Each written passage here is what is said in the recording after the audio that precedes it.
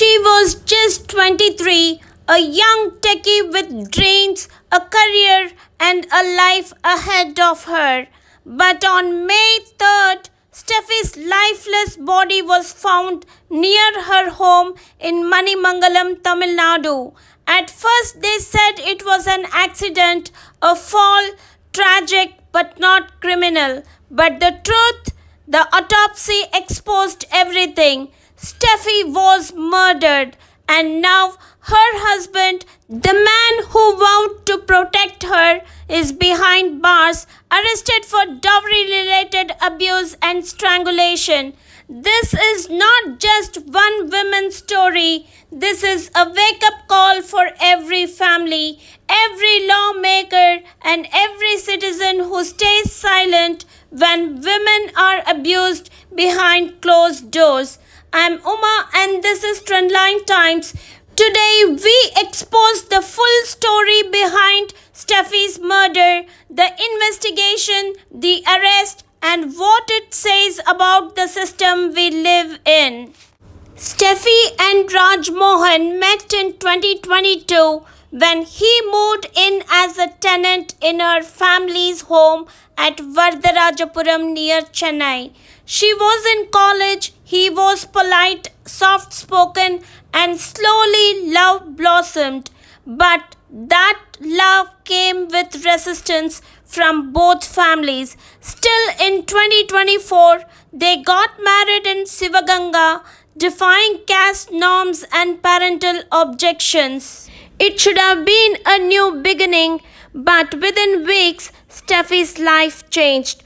Her family says she faced constant dowry demands. Friends revealed she sent messages about being emotionally tormented. Behind closed doors, the marriage turned toxic. She faced dowry pressure, caste-related insults, and escalating emotional control. Friends revealed she was in distress and apparently stayed silent like many women do, but silence could not shield her from harm. Steffi was a 23-year-old techie working in Chennai.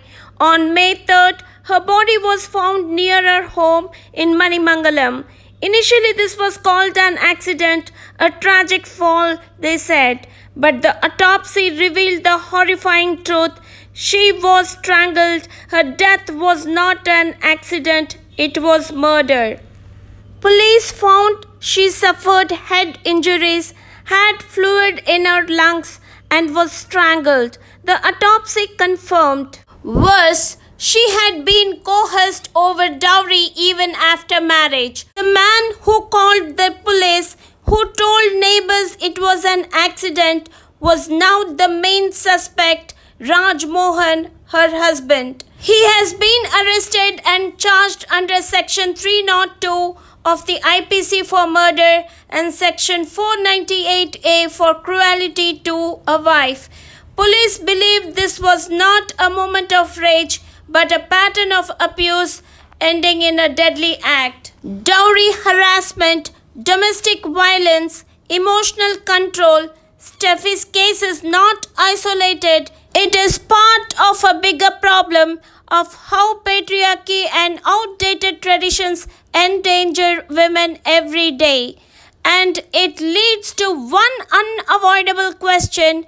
If a young, educated woman working at a Chennai tech firm is not safe in her own home, then who is?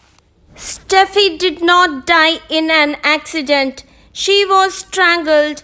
According to the autopsy, she was abused as confirmed by her own messages, and she was silenced allegedly by the man who once claimed to love her. Her dreams were not buried, they were snatched away, and what triggered it?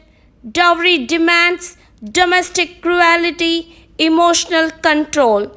Let this be very clear. Taking dowry is illegal. Killing your partner is not an act of rage, it is cold-blooded murder. The police acted, the court will decide, But as a society, we must ask ourselves how many more Steffis?